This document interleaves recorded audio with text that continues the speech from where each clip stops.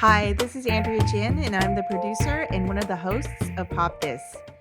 I'm here to let you know that we have a very special episode for you this week, a live show we recorded last week at the legendary Rio Theatre in Vancouver.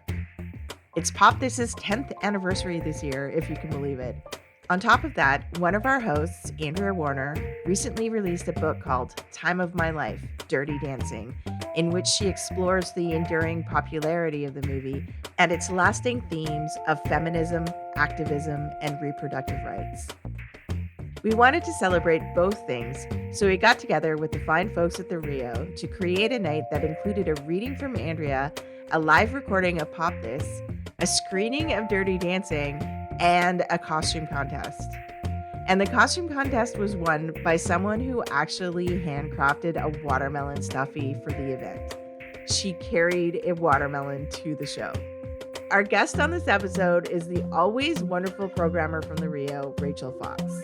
Thanks to everyone who came out to see us at the show. Hope you enjoyed this episode, and as always, thanks for listening.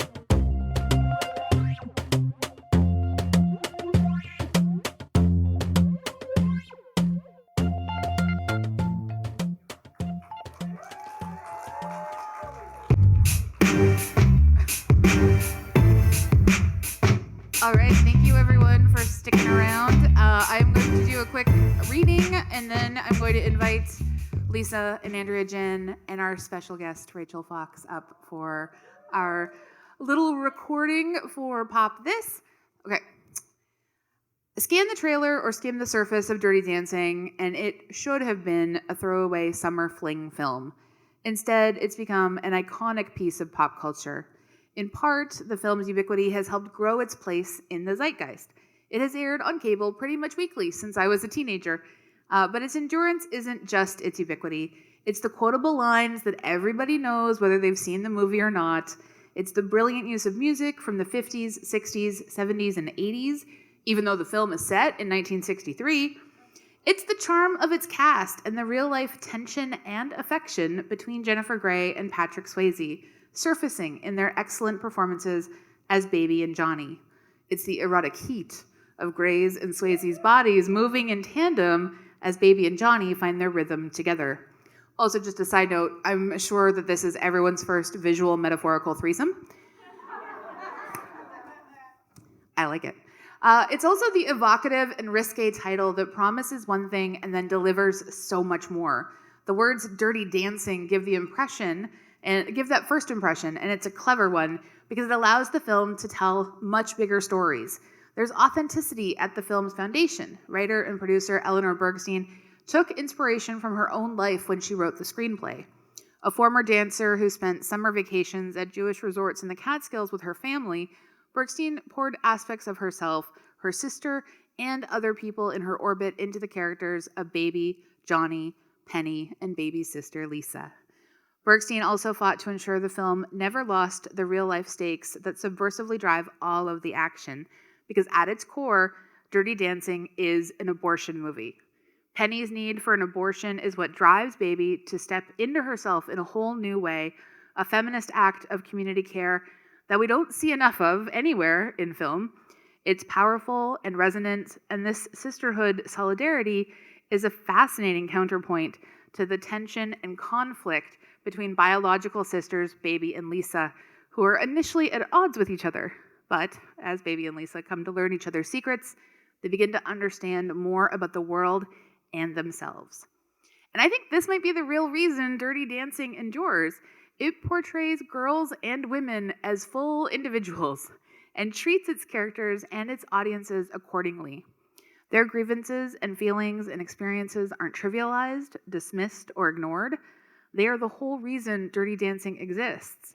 And I may not have been able to articulate this when I was 9, when I first saw the movie, but I felt it. And now, as a 45-year-old, I can chart how Dirty Dancing helped set me up for a life where I refuse to settle for anything less than being the author of my own story, a complete person with agency and purpose and gut instincts that I can trust even if the patriarchy or internalized misogyny or anything else tries to dissuade me from the confidence of my own bones. Over the course of 2 weeks, In Dirty Dancing, we witness Frances Baby Houseman's personal journey from gawky, bookish, wannabe savior who doesn't know the foxtrot from the merengue, and neither did I. And honestly, I still don't, to confident, brilliant, emerging feminist who can nail a tango with gumption and intensive toil. Baby confronts her own naivete, puts her theoretical activism into practice, and evolves from klutz with 2 left feet to graceful, accomplished, semi-pro dancer. 2 weeks change her life and make her part of a de facto community where everybody is better for their time together.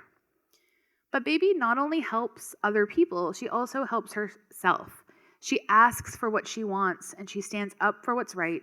She's vulnerable, brave, and empowered. She's feeling herself in a way she's never imagined was available to her. 2 weeks of transformation fully realize who she has always been. Baby's journey was a kind of permission to seek pleasure, gratification, and joy in my body, to stand up for other people and what I think is right, to revel in the moment and go after what I want, and not be afraid of the next iteration of myself, even if it defies others' expectations. And finally, not to be afraid to have fun. Walt Whitman may have coined the phrase, "I contain multitudes," but Dirty Dancing, that summer fling, class conflict, romantic dance flick with complex women characters and abortion, truly embodies that concept. Thank you.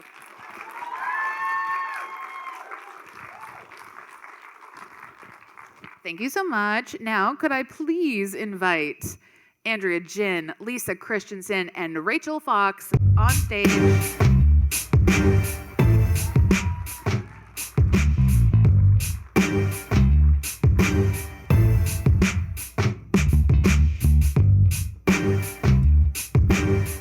Lisa Christiansen as Johnny Castle, Andrea Gin as Dr. Houseman, Rachel Fox, you're just bringing it all. I love it so much.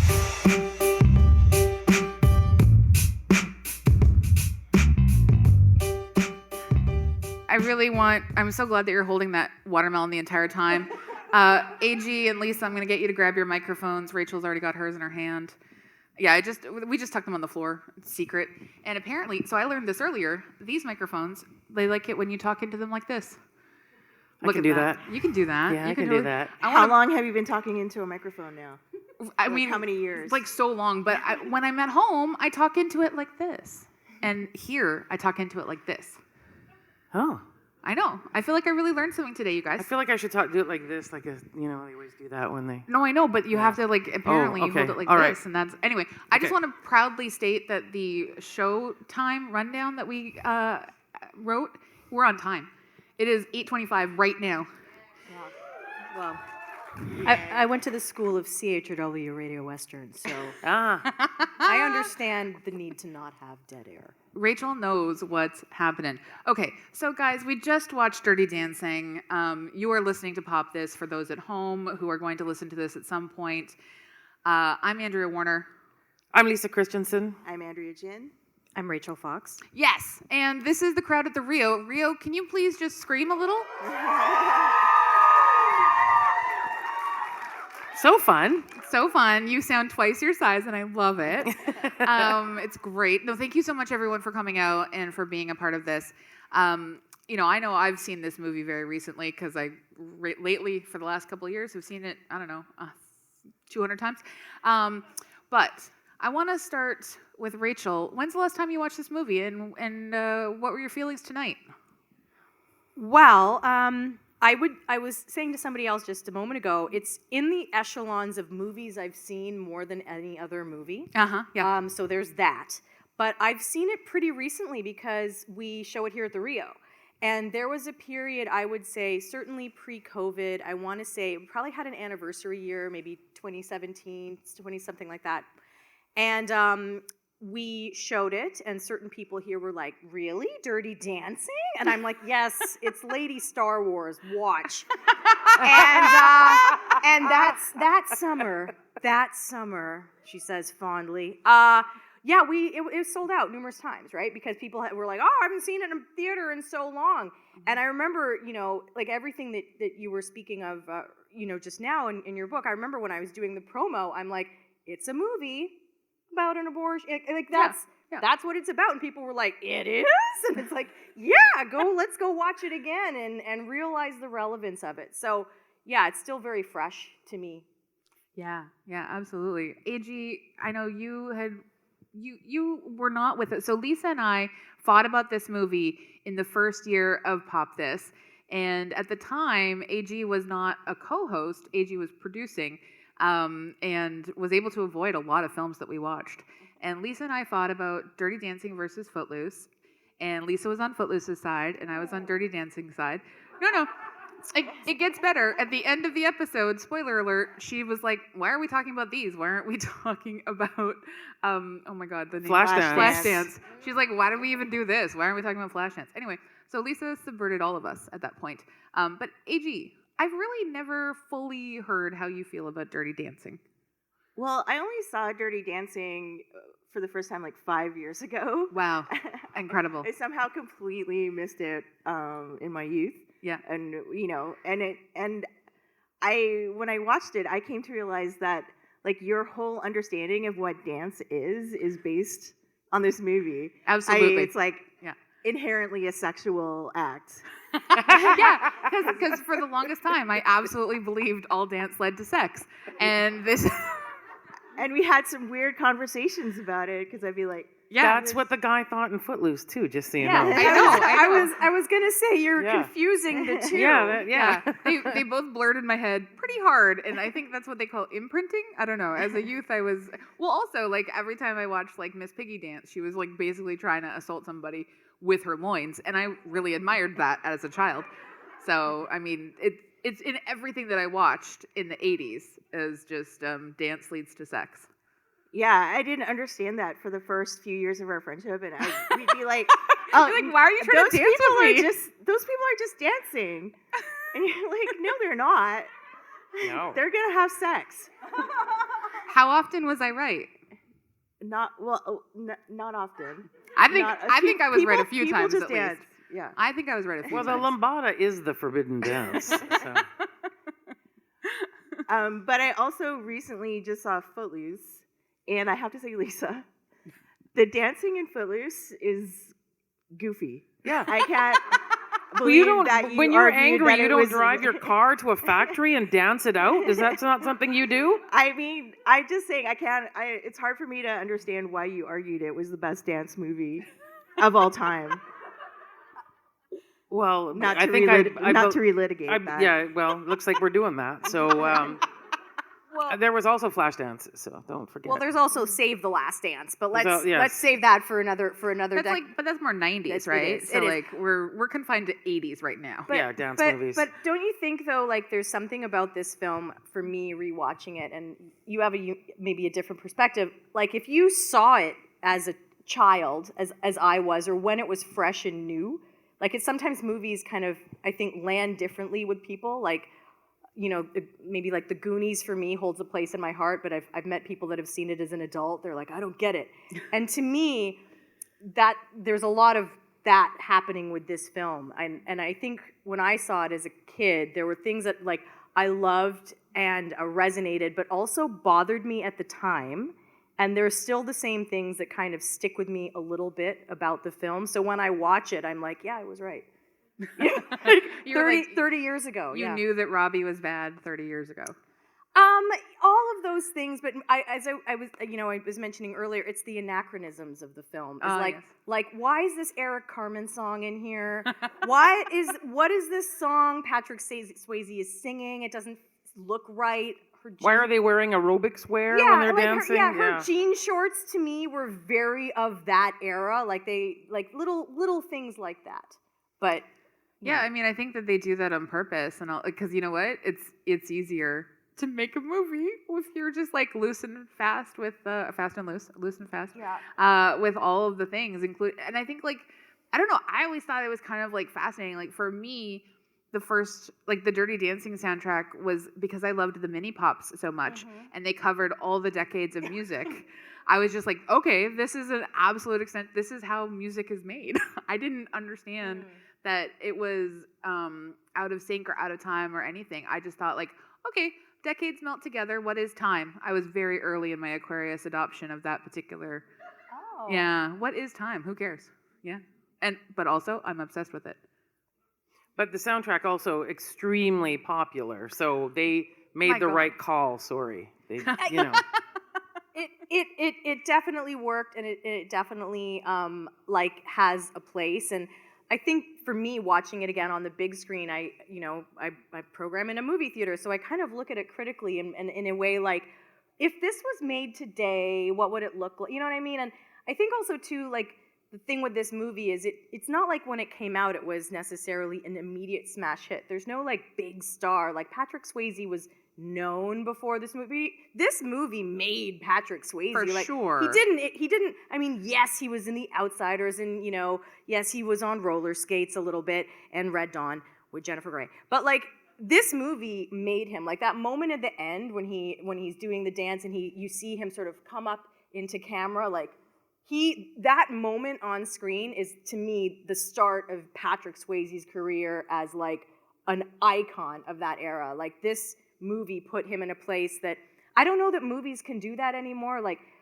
Glenn Powell, it seems lately everybody's talking about Glenn Powell is the next thing. I keep saying just leave it. Glenn Powell's not gonna go, but it's happening, right? But not the way like this is. Yeah. Like that's what I mean is I don't know that a movie can really do to anyone in this day and age the way that we consume, the way that we as an audience like across the world consume movies. I don't think a Patrick Swayze could emerge from a movie like Dirty Dancing again. Like this movie and what it did for them was enormous. He did like literally thrust his way into our hearts. Yeah. And I just don't think we're giving people the opportunity to do that as much anymore, Like it's just, I think every time the movie starts and we meet Patrick Swayze, not as he's entering the staff quarters, as he's entering the staff quarters. Look, we've already met him obviously in the dining room, but as he literally just pelvic thrusts his way through I love it every time. And I, it's just what a way to confidently enter a room. That is the energy that I want to bring with my hysterectomy scar into every room going forward, is just thrust scar first. Wow. Do it, yeah. But I have one question just in watching it. I mean, I know we've talked about it being an abortion movie, but literally never said. Oh, yeah. No. Not once. I mean, was that not confusing to you as a kid? Well, it was a weird part of the subplot, but when you're young, and I was probably, 9 or 10 when I saw it, it was like, it was normal to watch movies and not understand certain complexities and nuances, and you just were like, oh, I don't understand that part. They're brother and sister, what? I don't get it, whatever. But like this was sort of like that. There was some element that didn't quite make sense, but you skipped over that part. Right, okay, yeah. Because it was all about she's helping and they're dancing. Yeah, I agree. Yeah. Like I didn't. She's helping with something. I'm not sure what it is, but it's very important. And the dad's helping. I knew it was important. I didn't understand that it was an abortion at that time. And then, like, I feel like when we watched it my first weekend at university, that was when it really was like, oh yeah, oh. Yes. Did you know that was an abortion? And like everyone's like checking in with each other around the room, and for sure, most of us had not. But I really feel like. I just think this movie is, there's so many reasons that I think it has like aged very well, but like tucking a secret abortion front and center, and like it's quite clearly an abortion to anybody who has age over the 15. I just think like that's so subversive and so interesting, and I do think like our brains just sort of like fill that gap in for a while until we can get answers. And also, too, like watching it, I remember sort of once it sort of started to make sense in my brain about what was going on in this film, because, this being a movie that was always on Super Channel, I don't think there was a period where I didn't see it for a long time growing up. You kind of, I just totally lost my train of thought. You kind of, at the end of it, think about like how like bad Robbie is, like, that was sort of another thing as well, is that the level of his sort of horribleness makes more sense. Oh yeah, and I was just going to say, is that everybody else kind of seems to know what's going on. Like that moment outside when Penny's in the cabin and she's getting better and everybody else is kind of standing outside. Like, they all know what's going on, which kind of makes you wonder, like, how common was this scenario? You know, like back in the day that, you know, people, there's always been a need. Well, he was able to hunt one down, yeah. find the place, find out when to go there, how much money it was. So, Right. yeah. Like, I mean, they actually had an appointment. That's the thing. Yeah. Actually, that was the thing that struck me tonight for the first time. I was like, who's managing this doctor's calendar?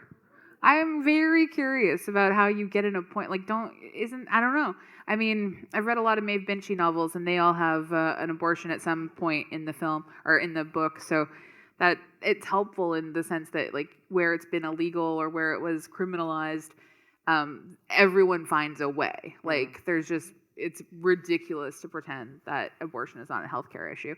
And so, yeah, I really like that about this film.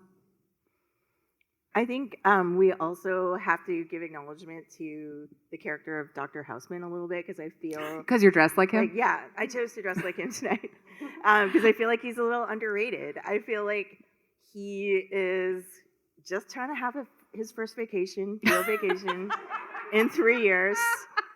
And he just gets sucked into this whole thing.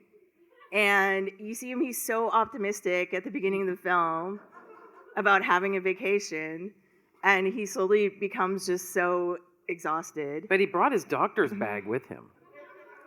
Yeah. Well, I mean, doctors do that. Do they? I don't know. I didn't know that. Yeah, and then he wants to go home to beat traffic. Just like one little thing. He does not want to go home to beat traffic. Well, he wants to go home. He wants to go home to, like, wipe this man's dick out of his exhausted. daughter. That's like his entire... Yeah, no, he does not want to go home to beat traffic. He's sulking. His family is like, absolutely not. We have to stay for this And can concert. I also just say that as I get older, he looked really hot in the movie. He looks incredibly hot. When he grabs his doctor bag and he's running up there, I'm like, oh. No, Jerry Orbach has always been hot. He can always get it. The shirt, he filled that out. Have you ever watched him on, like, at the Tony Awards performing, like when he's Billy Flynn in Chicago? Oh my God! Well, I'm going to be doing that tonight. I know that. You know what you're putting yourself to bed with tonight. It's great. It's good stuff. It's good stuff. Yeah, Yeah, I just didn't. I feel bad now. I feel like... No, I mean, how can you know? Like, you know, we saw Chicago with Richard Gere. We didn't know we could have had Jerry Orbach. Like, that's the big lie of the 2000s. Wow, it is now. Think about it, yeah. Now that I'm thinking about it, yeah, we could have had that. Yeah. Okay. Yeah. No, I know. Yeah. You know what kills me though, like and I have so much love for Jerry Orbach and his performance in this film, and because the one place I guarantee cry every time is as Baby is confronting him and his lip quivers. Have you ever seen a lip quiver with so much vigor as Jerry Orbach? It was beautiful. I wanted to make him feel better. Just saying.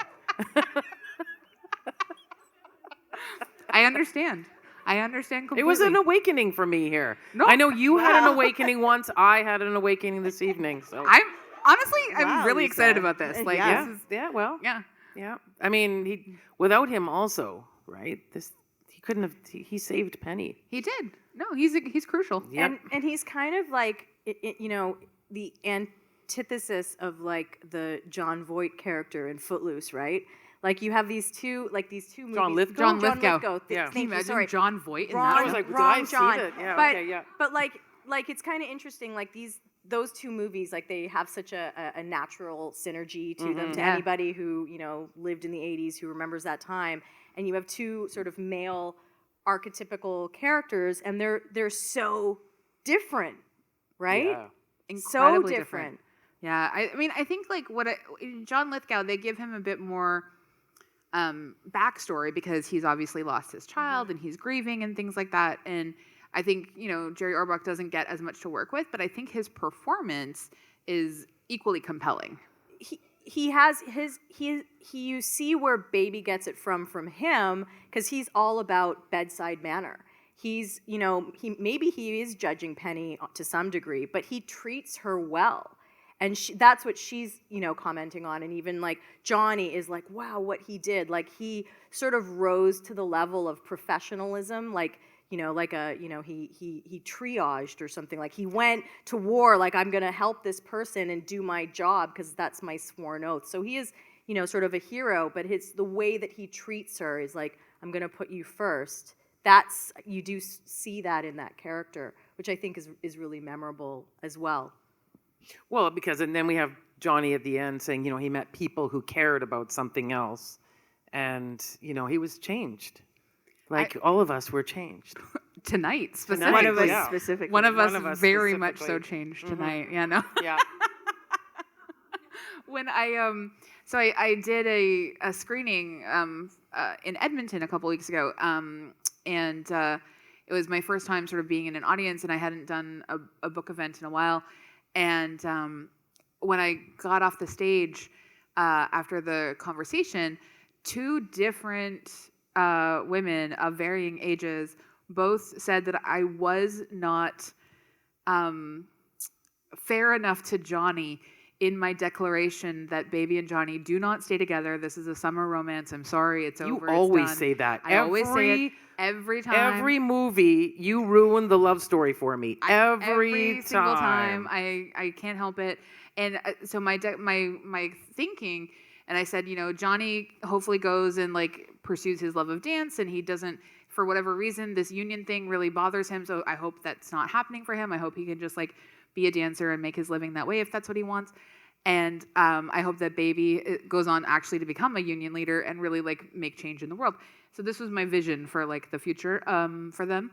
And they were so mad at me that I had not considered how deeply Johnny had changed, and that Dr. Houseman would give Johnny the money that he had been giving to Robbie. Johnny would go to school, and then he would become some kind of physiotherapist for dancers. And honestly, I mean, I love this version for this person, but like, I gotta say, one of the things that's really important to me about Dirty Dancing is that this is a movie about Baby and her perspective, and that's the one I'm sort of most invested in as an outcome. I want Baby to not stay with the first man she ever has a sexual relationship with. Yeah, but it was Patrick Swayze. I get it. I understand. You think you're going to just meet Patrick Swayze somewhere out there? No, I want her to go and have, maybe she wants to have a penny. Like maybe, like, I just want Baby to have a bigger experience than being 17 at Kellerman's. Yeah, okay. I mean, I have to say, I think that those Alberta ladies were like, this is like, that like their sequel is like Dirty Dancing by way of Tolkien. That is like some weird high fantasy nonsense. Because Johnny gets drafted. That's what. Oh my God, you're right. Actually, Johnny does get drafted. Yeah, real bummer. Sorry, you're right. You're right. He gets drafted. Real talk. Okay. He is fit. He does not have bone spurs. Yep. He's going. No, now I'm imagining him in a uniform now. Yeah. So Dirty Dancing in the barracks. I'm just saying that too. Yeah. And then she's in the Peace Corps. Who does she meet? Well, that's fine. They can come back together. Right? Look, I'm on board with that. That is the story of our podcast. Lisa always thinks that the couple stays together at the end of the movie, and Andrea Warner always thinks they for sure never see each other I was again. like at the end of Fleabag. I don't know. Maybe he'll leave the priesthood. Maybe they'll meet again. And you were, they are never meeting again. Done. Over. It's so dead. done. I'm so Die. sorry. Yeah. No, I know. Yeah, and it's not as if like, and I say this as someone in a like extremely happy, committed, hopefully forever relationship. I still think stuff ends, man. Well, I said hopefully because look, guys, you gotta say hopefully. It's this just real, things could happen. Carlos might want something else. I don't know. Anyway, don't worry about it. It's fine. This isn't, This is also what happens in the podcast. We maybe sometimes talk about ourselves but we're meant to be talking about the movie, but we think anyway, it comes out that way, right? It sure does. Yeah. But I think we should poll the audience. Who thinks they meet again at the end of the movie? Clap. Oh, wow. No. Yeah. And who says it's over? Oh, yeah. Yeah, I know. Sorry, guys. But doesn't... When did love die for you? But doesn't the song say it all? Like, I had the time of my life, ... in the Catskills that year. Yeah, like that's like it ends there. Yeah. And, I mean, to me, the sequel of the film is kind of like, well, what happens to Lisa? What happens to the sister? Because she didn't have the time of her life. So that the sequel is like, what's her story? Oh my God. Well, Lisa's- sadly, her father's now going to stop paying attention to her again. Like how pathetic is she? Daddy likes me now. Ouch. I was so sad. It's extremely sad. There are profound moments of sadness and darkness in this film. Like, but I do think like Lisa and Baby having this moment of sort of like realizing each other as people instead of competitors for their father. Like, honestly, I would love to imagine that Lisa finds feminism, but I think she's going to do a hard 10 years of just married to the wrong piece of crap. And what I don't like to envision is Baby just, at a bar in 20 years with a cigarette going, let me tell you about the Kellermans. He was a sleek man, I don't want to, that's so bleak. He was a sleek man. Sleek? We don't see him as sleek? No? I don't know. I feel like Baby, like to me, the fast forward is like in the 80s, she's like an aerobics instructor, like Heavenly Bodies. She's very like, she takes what she learned that summer and she's like pumping it out, another life skill side hustle. That's where I see her in the 80s. So she's like, so I could either do like economics of developing countries, or I can aerobicize. Gotta pay the bills. Can't she do both? She can do both. Yeah, like have you ever, those the thigh masters? You've got to be able to just thigh I think we master can all under agree your- Jane Fonda had a very interesting life, and there were some you know what? aerobics in there. You know what? Jane Fonda could be the map for Baby. Like that's actually like a pretty good map. Like an activist and and aerobics instructor. Like she's got it all. She learned a skill from him. She learned how to connect with her body, and she's a teacher. And I could see her kind of like, that was always what I thought. Her core strength has never been better than at the end of that few weeks, I gotta say. Like, But I also think if she thinks all dance teachers do that, I think she's going to have some problems with the students. I mean, Like it was, Agreed. is that how they do things? Is that I've never taken dance lessons. Were you Is paying that- attention to this movie? Oh, I was.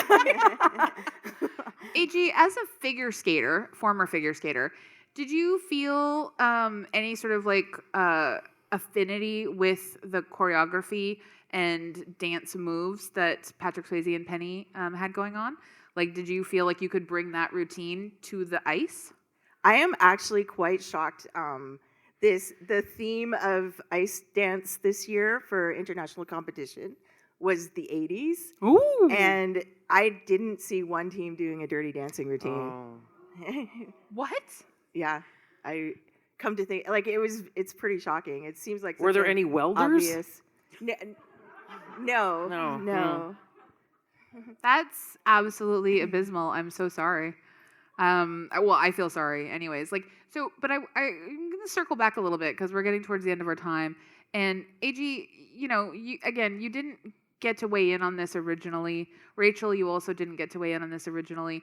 And now we're going to enter our 10th year in November. And we've been doing this podcast for 10 years in November, which is shocking to me on every level. Kidding. Wow.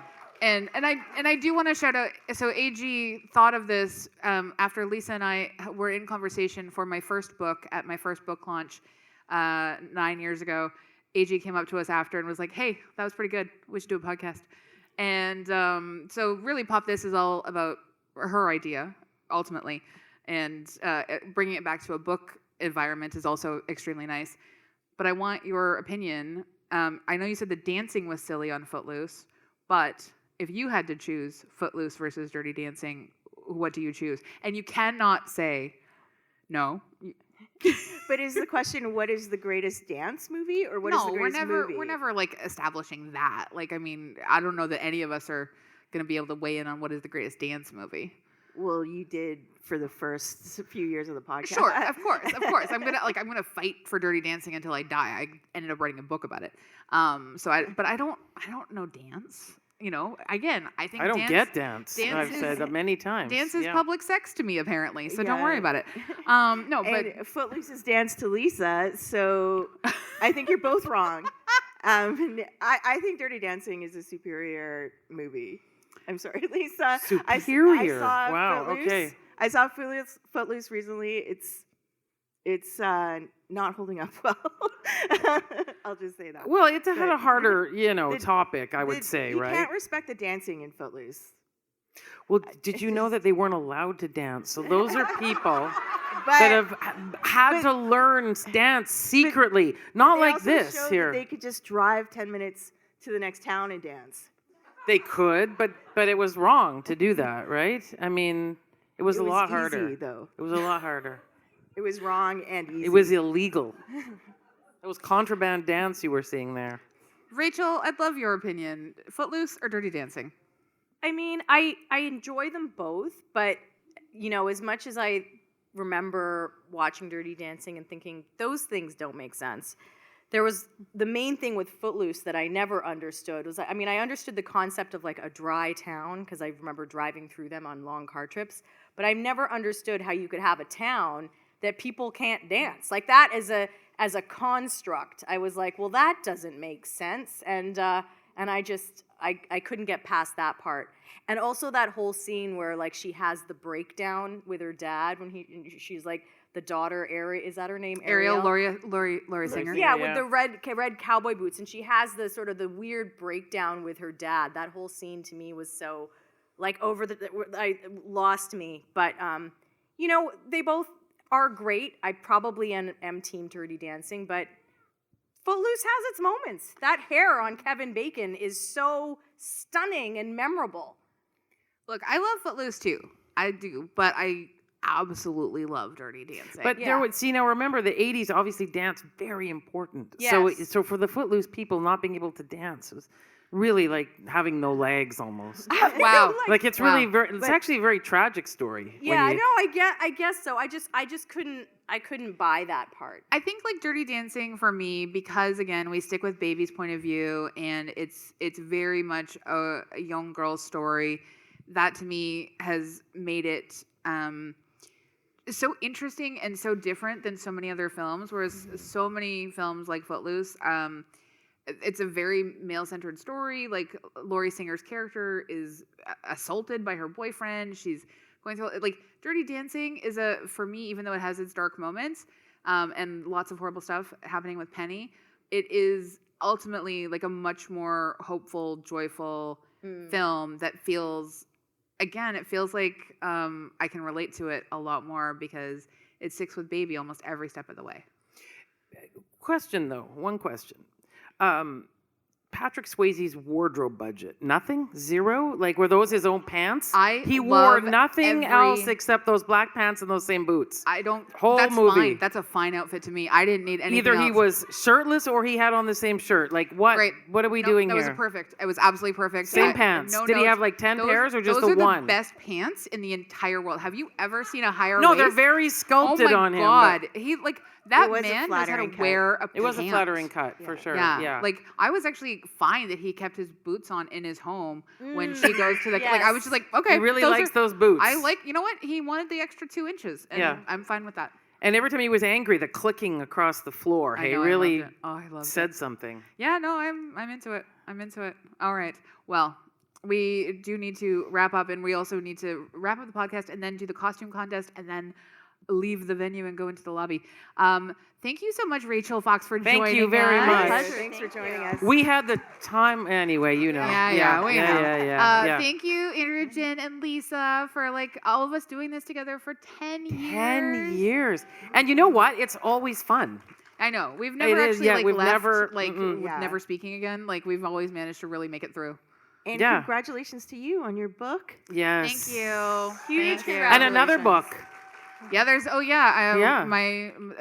first book. The first book is getting a reissue in the fall. They ought to know. They ought to know, but Yeah. it's called We Ought to Know. And 20,000 more words, guys, and I bled them from myself. So enjoy. Thank you so much for dressing up. Like that's so nice. I love you all. Thank you so much. It's so cute. It's just the greatest. I mean, what a fun movie to be able to dress up as. I want to thank Rio Theatre and Rachel Fox for having us. Thank you so much. Elisa and Andrea Gin, thank you so much. All the Pop This listeners. I want to thank my publisher, ECW, and Jen Suk-Fung Lee, my editor. Excellent, excellent folks. Iron Dog Books is selling books, and Hillary is wonderful. She's the owner of Iron Dog Books. Also, my friends, Dina Del Bucchia and Daniel Zamparelli, their books are for sale as well, because we were supposed to all have a trio launch, and then I got sick, and they had the launch, and they launched for me, which was so wonderful, and I couldn't be there, and so we all sell our books together now forever. And Carlos and Sanera, thank you for helping do the setup and stuff. It was so great, and thank you all for coming out. This has been wonderful. Thank you.